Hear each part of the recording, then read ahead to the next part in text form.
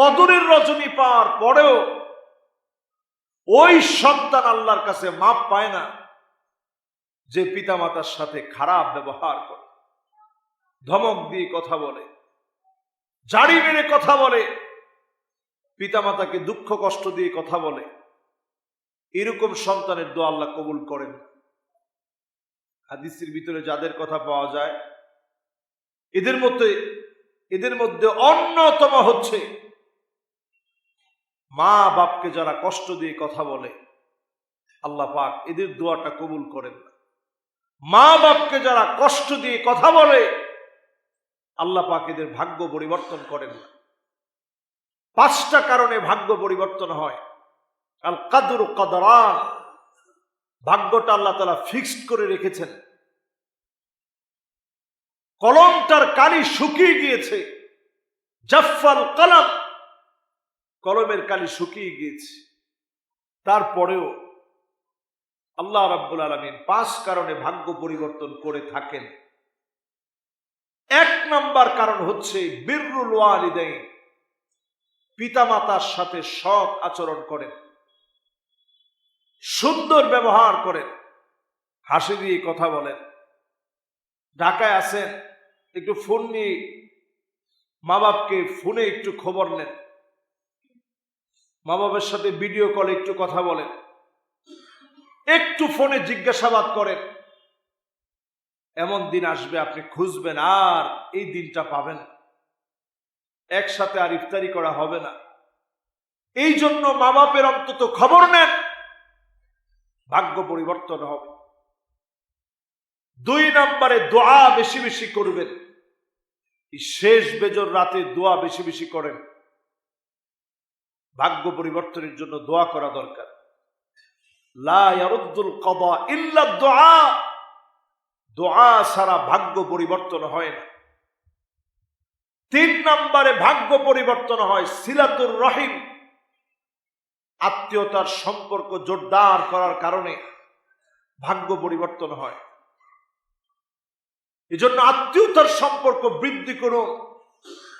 নিজের আত্মীয় স্বজন যারা আছে, যাকাতের টাকাটা তাদেরকে দেওয়ার চেষ্টা করেন, সাদাকাতুল ফিতর তাদেরকে দেওয়ার চেষ্টা করেন। আত্মীয়তার সম্পর্ক বজায় রাখেন। আপনার যাকাত আসে নাই, তারপরেও কিছু টাকা অন্তত তাদের হাতে দেন, একটু খোঁজ খবর নেন। এই সময়টা আমাদেরকে এই বিষয়গুলা বারবার মনে করায় দেয়। আত্মীয় স্বজনের খোঁজ খবর নেন। 4 নাম্বার, অধিক পরিমাণ ইস্তিগফারের কারণে আল্লাহ ভাগ্য পরিবর্তন করে দেন। মান লাজিমাল ইস্তিগফার জাআলাল্লাহু লাহু মিন কুল্লি দাইকিন মাখরাজা ওয়া মিন কুল্লি হাম্মিন ফারাজা। অধিক পরিমাণ ইস্তিগফার করছেন, বিপদ আপদ বালা মুসিবত আল্লাহ উঠায় নেবেন। এমন জায়গা থেকে রিজিক দিবেন আপনি কল্পনা করতে পারেন নাই। সব রাস্তা বন্ধ হয়ে গেছে, আল্লাহ দেখবেন বের হওয়ার রাস্তা বাতলে দিয়েছে। এজন্য অধিক পরিমাণ ইস্তিগফার পড়েন। এর কারণে আল্লাহ ভাগ্য পরিবর্তন করবে। তাসবিহ বেশি বেশি পড়বেন, ভাগ্য পরিবর্তন হবে। সর্বশেষ 5 নম্বরে লা ইলাহা ইল্লা আনতা সুবহানাকা ইন্নী কুনতু মিনাজ জালিমিন। বালা মুসিবতের মধ্যে আছেন, পড়েন। কোরআনুল কারীম বক্তব্য দিচ্ছে ফাস্তাজাবনা লাহু ওয়া নাজ্জাইনাহু মিনাল গাম ওয়া কাযালিকা নুনজিল মুমিনিন। শুধু ইউনূস আলাইহিস সালামকে মাছের পেট থেকে আল্লাহ বাঁচিয়েছেন এমন না, আজকেও যদি আপনি পড়েন, মুমিন যদি আপনি হন, অবশ্যই যিনি আপনাকে হেফাজত করবেন তিনি কে? আল্লাহ সুবহানাহু ওয়া তাআলা। এজন্য বালা মুসিবতের সময় ভেঙে না পড়ে এই আমলগুলো বেশি বেশি করার চেষ্টা করুন। আল্লাহ আমাদের প্রত্যেকের সন্তান আদিদেরকে মানুষের মতো মানুষ বানায় দিক, পড়ে না আমিন। আমাদের সকলের গুনাহ খাতাগুলো আল্লাহ মাফ করে দিক, পড়ে না আমিন। এই জুমাটাকে বাংলাদেশে আমরা বলে থাকি জুমআতুল ওয়াদা, বাংলায় বলি বিদায়ী জুমা। কি জুমা? এই পরিভাষাটা হাদিসের ভিতরে এটাকে জুমআতুল ওয়াদা বলে, বিদায়ী জুমা বলে কোন পরিভাষা ব্যবহার করা হয়নি। সাহাবাই কেরাম ওই জুমাকে বিদায়ী জুমা বলেনি। তাহলে আমরা কি এই জুমারে বিদায়ী জুমা বলতে পারি? আমরা এটার বিদায়ী জুমা বলতে পারি। আজকে এটা জুমআতুল আখিয়ার, শেষ জুমা, রমজানের শেষ জুমা এটি। স্বাভাবিকভাবেই রমজানের যে কয়টা জুমা আমরা পেয়েছি, এই জুমাটা আমাদের কাছে সবচেয়ে হৃদয়গ্রাহী হওয়ার কথা। আরেকটা রমজান আমরা হায়াত পাবো কিনা জানি না। দেখুন, আমাদের একজন প্রিয়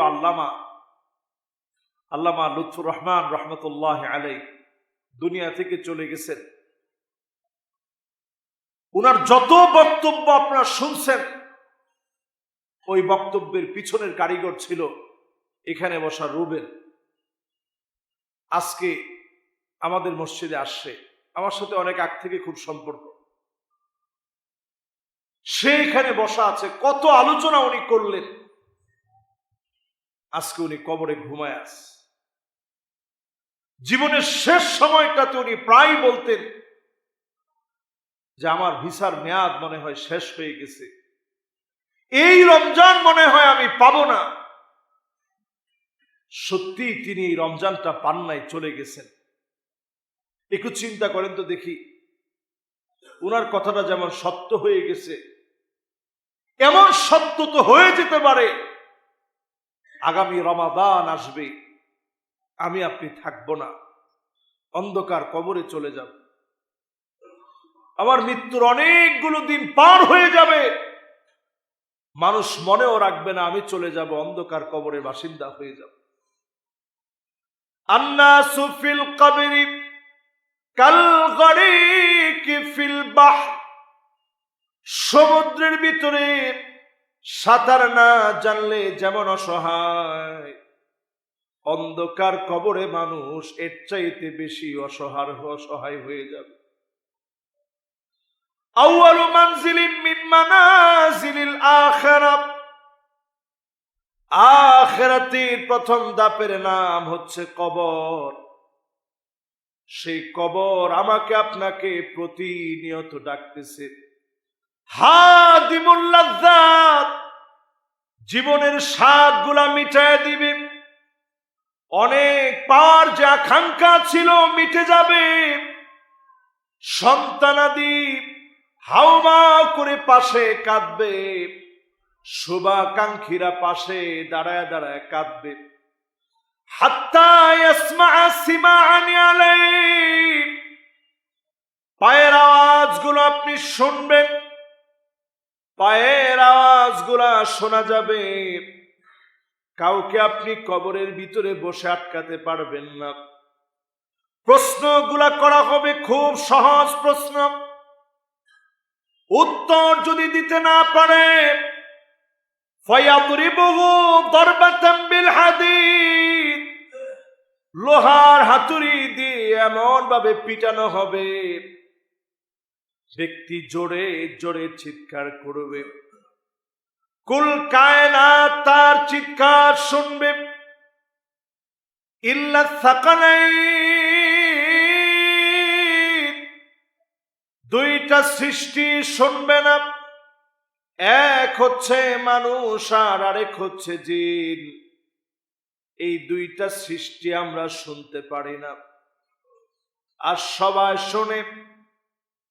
যদি আমি আপনি কবরের একদিনের কোন আগুনের দৃশ্য দেখতাম, আযাবের দৃশ্য যদি দেখতাম, আল্লাহর হাবিব আমাদেরকে জানায় গেলেন, আল্লাহ তাদাফানু, দাফন কাফনের কথাগুলা তোমরা ভুলে যেতাম, দুনিয়াদারির কথা তোমাদের মন থেকে ভুলে যেত।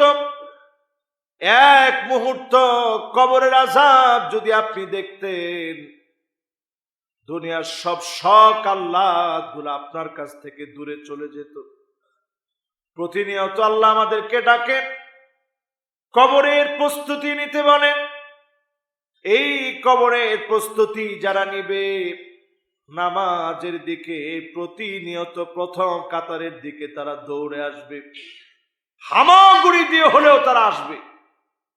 এই রমজান থেকে অন্তত মৌতের প্রস্তুতি যদি নিয়ে নিতে পারে, ওই যে হুজুরের সে বিখ্যাত কথা যে আমার মনে হয় ভিসার মেয়াদ শেষ হয়ে গেছে, কবে শেষ হয়ে যায় আমি আপনি কেউ জানি না। আজকে শেষ হয়ে যেতে পারে, কদরের রাতে শেষ হয়ে যেতে পারে। সাহাবায়ে কেরামের জন্য 6 মাস দোয়া করতেন, আল্লাহ রমজান পাওয়ায় দিও। 6 মাস দোয়া করতেন, আল্লাহ রমজানে যে ইবাদত গুলা করেছি মেহেরবানি করে আল্লাহ কবুল করে নিয়ে। এখনো সুযোগ আছে সাদাকাতুল ফিত্র, যারা ফিতরা দেন নাই এটাকে ঠেলতে ঠেলতে ঠেলতে ঠেলতে ঈদের দিন পর্যন্ত নিয়ে যাবেন। চিন্তা করবেন ঈদের পরে দিবেন, সাদাকাতুল ফিতর আদায় হবে না, দিতে হবে ঈদের নামাজের আগে। এখন থেকেই ফিক্সড করে আত্মীয় স্বজনকে ফোন দিয়ে বলে রাখেন আপনার টাকাটা আমার হাতে আছে। প্রত্যেকে ইবাদতের এই শেষ সময়টা অন্তত কোমরটা বেঁধে ইবাদতের দিকে নিজেকে নিয়োজিত করেন। সাদ্দা মি'যারা ওয়া আইকাযা আহলাহু, নবীজি নিজে জাগতেন, পূর্ণ প্রস্তুতি নিয়ে নবীজি জাগতেন। কোমর বেঁধে দাঁড়াতেন মানে হচ্ছে পূর্ণ প্রস্তুতি নেওয়ার, পুরাপুরি প্রস্তুতি নেওয়ার কথা বোঝানো হয়েছে। পরিবারকে জাগিয়ে দিতেন। এই সময়টা অন্তত আমরা একটু কাজে লাগাই। আল্লাহর কাছে আমরা দোয়া করি, ফরিয়াদ করি, আমাদের আত্মীয় স্বজন, আমাদের মুরব্বীরা যারা চলে গেছে প্রত্যেকের জীবনের গুনাহ খাতা আল্লাহ মাফ করে দিক, পড়েন আমিন। আমাদেরকে আল্লাহ তাআলা শেষ দশকের পুরাপুরি বরকত অর্জনের তৌফিক আল্লাহ দান করুক, পড়েন আমিন।